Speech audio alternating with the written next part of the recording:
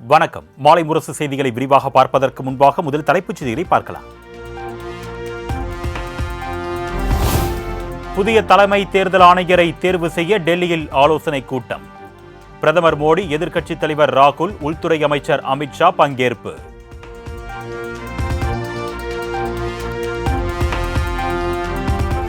சட்டமன்ற தேர்தலை முன்னிட்டு மாவட்டம் வாரியாக 82 பொறுப்பாளர்களை நியமனம் செய்து எடப்பாடி பழனிசாமி அறிவிப்பு. செங்கோட்டையன், ஜெயக்குமார், SP வேலுமணி, தங்கமணி உள்ளிட்டோரது பெயர்கள் இடம்பெறவில்லை.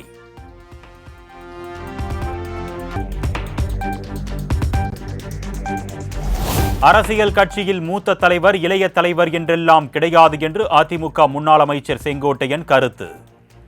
அனைவரும் அவர்களது வேலையை பார்த்தால் நல்லது என்றும் பேட்டி. இல்ல, என்ன மூத்த தலைவர் எதனாலும் சொல்ல முடியாதுல்ல. அரசியல் கட்சியில மூத்த தலைவர், இளைய தலைவர்கள்லாம் கிடையாதுங்க. இதுல அமைதியா அவங்க வேலை பார்த்துருந்தா நல்லது.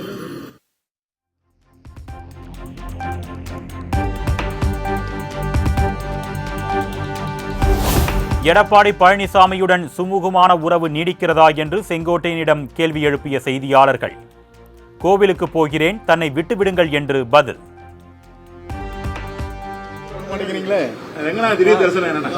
ரங்கநாதர் எப்ப வருது? என்ன திடீர் தரிசனம் இருக்கு? புது பணியா இருக்குதா?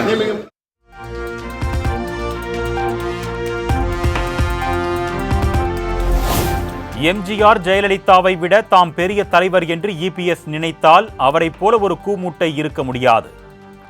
EPS ஒத்து வந்தால் ஒருங்கிணைந்த அதிமுக, இல்லையெனில் அவர் இல்லாத அதிமுக உருவாக்கும் என்று முன்னாள் அமைச்சர் வைத்திலிங்கம் பரபரப்பு பேச்சு.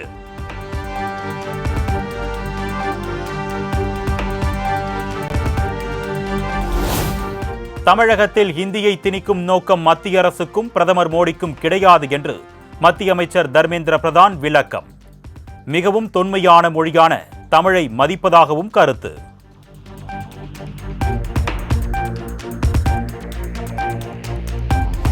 மும்மொழிக் கொள்கை விவகாரத்தில் தமிழகத்தில் சிலர் அரசியல் செய்கிறார்கள் என்று மத்திய அமைச்சர் தர்மேந்திர பிரதான் குற்றச்சாட்டு.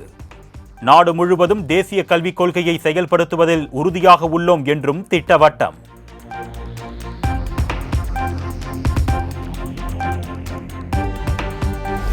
கல்வி நிதி விவகாரத்தில் தமிழ்நாட்டை மத்திய அரசு புறக்கணிப்பதாக உதயநிதி ஸ்டாலின் குற்றச்சாட்டு.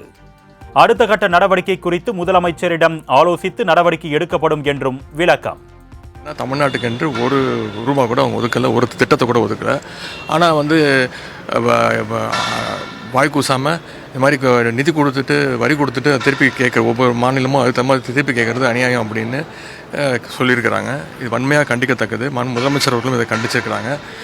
எப்போவுமே தமிழ்நாட்டில் இருமொழி கொள்கை தான். எங்கள் பேரறிஞர் அண்ணா அவர்கள் சொன்னது நாங்கள் எந்த காலத்திலையும் மும்மொழி கொள்கையை ஏற்றுக்கொள்ள மாட்டோம். அதை குறுக்கு வழியில் திணிக்க முயன்ற எந்த வழியில் முயன்றாலும் அது எந்த நேரத்திலும் எந்த காலத்திலும் எந்த சுச்சுவேஷன்லையும் எந்த சூழ்நிலையும் தமிழக அரசு அனுமதிக்காது.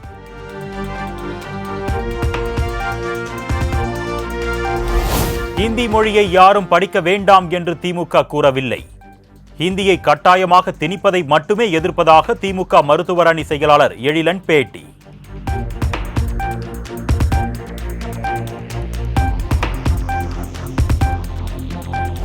தமிழகத்தில் மத்திய அரசு நடத்தும் பள்ளிகளில் தமிழ் ஆசிரியர்கள் இல்லை என்று திமுக MLA எழிலன் குற்றச்சாட்டு. சமஸ்கிருத மொழிக்கு ஆசிரியர்கள் உள்ள நிலையில் தமிழ் மொழியை கற்பிக்க ஆசிரியர்கள் இல்லை என்றும் விமர்சனம்.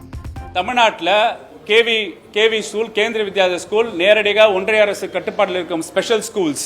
ஏன்னா ஒன்றிய அரசு தமிழ்நாட்டில் பொறுத்தவரைக்கும் ஸ்பெஷல் ஸ்கூல்ஸ், அது கேவி ஸ்கூல்ஸாக இருக்கட்டும், சைனிக் பள்ளியாக இருக்கட்டும், அதில் 53 சமஸ்கிருத ஆசிரியர்களுக்கு சம்பளம் கொடுக்குறாங்க, 100 இந்தி பேசும் ஆசிரியர்களுக்கு சம்பளம் கொடுக்குறாங்க. ஆனால் தமிழ் பேசும் ஆசிரியர்கள்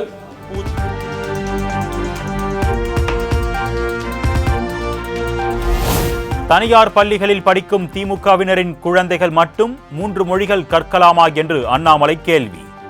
அரசு பள்ளிகளில் இலவசமாக 3 மொழிகள் கற்கும் வாய்ப்பை ஏன் தடுக்கிறீர்கள் என்றும் விலாசல். இந்த 52 லட்சம் பேர் அரசு பள்ளியில் தட்டு தடுமாறி, அதில் லட்சக்கணக்கான மாணவர்கள் வெறும் மரத்துக்கு கீழே வெயில்ல உடைஞ்சு போன ஒரு பிளாக் போர்டை வச்சுக்கிட்டு குறைவாக ஆசையில் இருக்கக்கூடிய அந்த நேரத்தில் அவங்க படிச்சுட்டு இருக்காங்க. இதை எப்படி ஏற்றுக்க முடியும்? முதலமைச்சர் ஸ்டாலின் அவங்ககிட்ட இருந்து ஆரம்பிச்சு கடைசி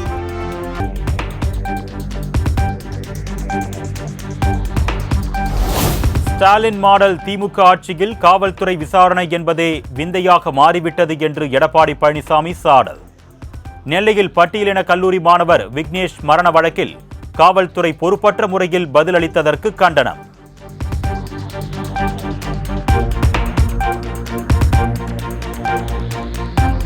சூடு சொரணை உள்ளவர்கள் யாரும் இன்னொருவரை அப்பா என்று அழைக்க மாட்டார்கள்.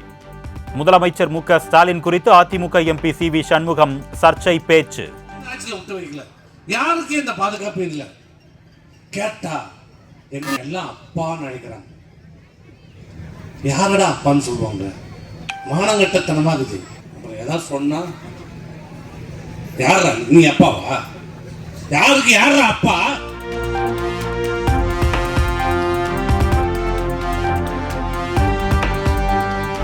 வரும் 25ஆம் தேதி தமிழகம் வருகிறார் மத்திய உள்துறை அமைச்சர் அமித்ஷா. கோவை ஈஷா மையத்தில் நடைபெறும் சிவராத்திரி விழாவில் பங்கேற்கிறார்.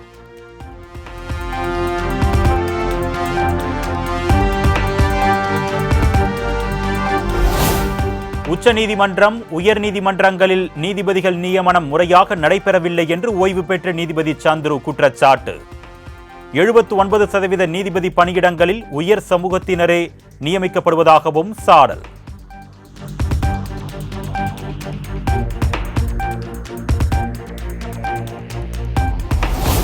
நாம் தமிழர் கட்சி தலைமை ஒருங்கிணைப்பாளர் சீமானின் முதல் மனைவியா விஜயலட்சுமி. தமிழக காவல்துறையிடம் பெண் சென்னை உயர்நீதிமன்றம் கேள்வி.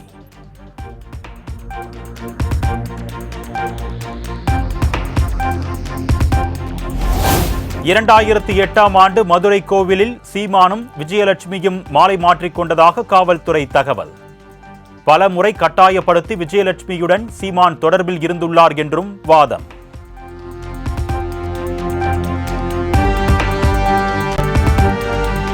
தன் மீதான புகாரை ரத்து செய்ய கோரி சீமான் தொடர்ந்த வழக்கு தள்ளுபடி. 12 வாரங்களுக்குள் இறுதி விசாரணை அறிக்கை தாக்கல் செய்ய காவல்துறைக்கு சென்னை உயர்நீதிமன்றம் உத்தரவு.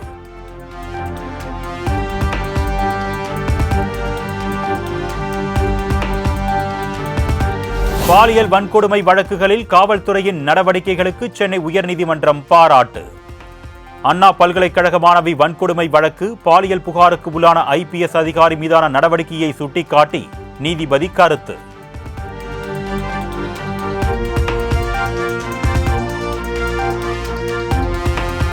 கடற்கரைகளில் சட்டவிரோதமாக தாது மணல் எடுத்த வழக்கை CBI விசாரணைக்கு மாற்றி சென்னை உயர்நீதிமன்றம் உத்தரவு. வழக்கு தொடர்பான ஆவணங்களை 4 வாரங்களில் CBI-இடம் ஒப்படைக்கவும் ஆணை.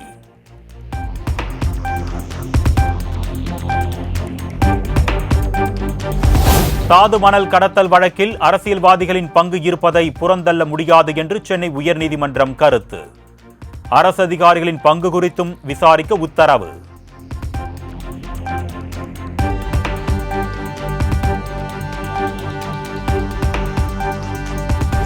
சென்னையில் மகளிர் கட்டணமில்லா பேருந்து சேவையை அதிகரிக்க முடிவு. வருவாய் குறைவாக உள்ள பேருந்துகளை விடியல் பயணத்திற்கு மாற்ற தமிழக அரசு திட்டம்.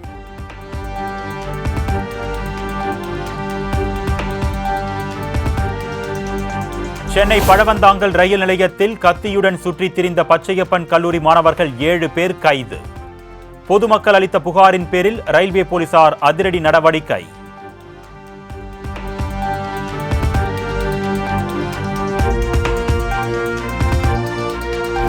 பழவந்தாங்கல் ரயில் நிலையம் அருகே பெண் காவலரை பாலியல் வன்கொடுமை செய்ய முயன்ற சம்பவம். பிடிபட்ட நபரை அடித்து துவைத்த இளைஞர்கள்.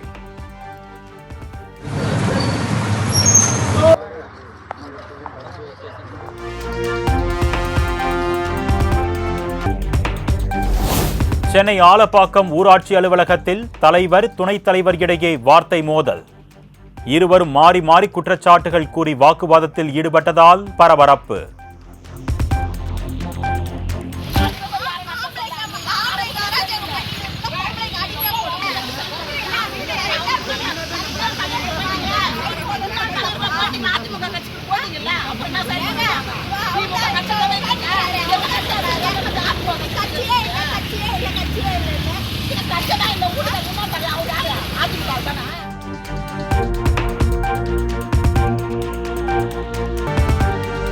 மயிலாடுதுறை அருகே கள்ளச்சாராய வியாபாரிகளால் 2 இளைஞர்கள் படுகொலை செய்யப்பட்ட சம்பவம். பெரம்பூர் காவல் ஆய்வாளராக பணியாற்றி வந்த நாகவல்லி காத்திருப்போர் பட்டியலுக்கு மாற்றம்.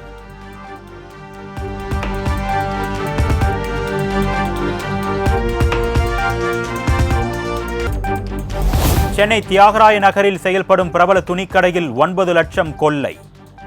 பாண்டி பஜார் காவல் நிலையத்தில் புகார் அளிக்கப்பட்ட நிலையில் போலீசார் விசாரணை.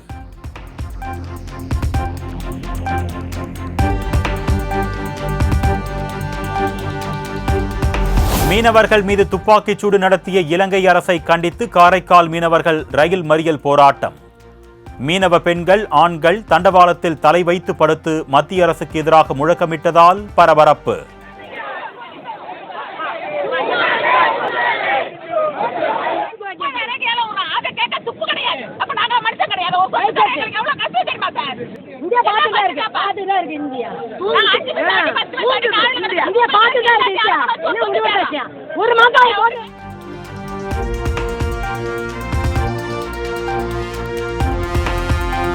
ராணிப்பேட்டை மாவட்டம் நெமிலி அருகே குடியிருப்பு பகுதியில் நவீன எரிவாயு தகனமேடை அமைக்க எதிர்ப்பு.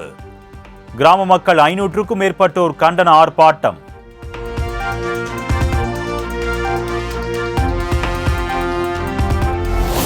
செங்கோட்டை அருகே புதிதாக வாங்கிய 5 கார்கள் பழுதானதால் ஓட்டுநர்கள் ஆவேசம். 5 கிலோமீட்டர் தூரம் கார்களை தள்ளி கொண்டு வந்து ஷோரூம் ஊழியர்களிடம் வாக்குவாதத்தில் ஈடுபட்டதால் பரபரப்பு.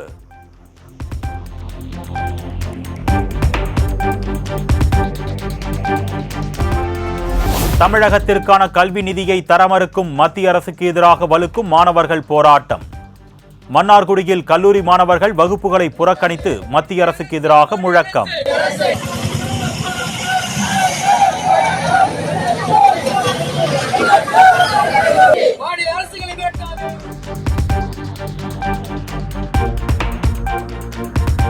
சிவராத்திரியை முன்னிட்டு கோவை வெள்ளியங்கிரி ஆண்டவர் கோவிலுக்கு பக்தர்கள் செல்வதற்கு தேவையான ஏற்பாடுகளை செய்ய வேண்டும்.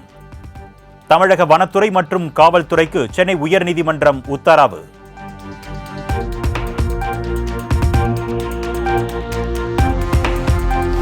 கர்நாடக மாநிலம் மைசூருவில் ஒரே குடும்பத்தைச் சேர்ந்த 4 பேர் மர்மமான முறையில் மரணம். கொலையா அல்லது தற்கொலையா என போலீசார் தீவிர விசாரணை.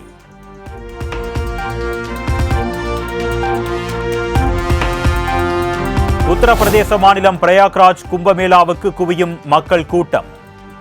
ரயில் நிலையங்களில் பாதுகாப்பு ஏற்பாடுகள் குறித்து போலீசார் ஆய்வு.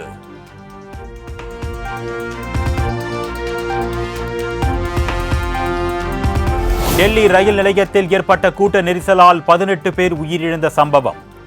உச்சநீதிமன்றம் தாமாக முன்வந்து வழக்கு பதிந்து விசாரிக்க கோரி மனு தாக்கல்.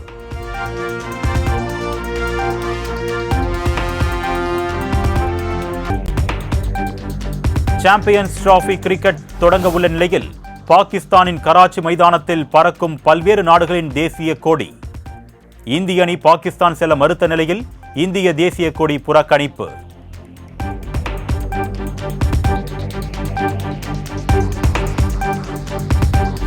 சென்னை ஆழ்வார்பேட்டையில் நடிகர் சங்க அறக்கட்டளை குழு கூட்டம். நடிகர் கமல்ஹாசன், நாசர், விஷால், கார்த்தி, கோவை சரளா ஆகியோர் பங்கேற்று முக்கிய ஆலோசனை.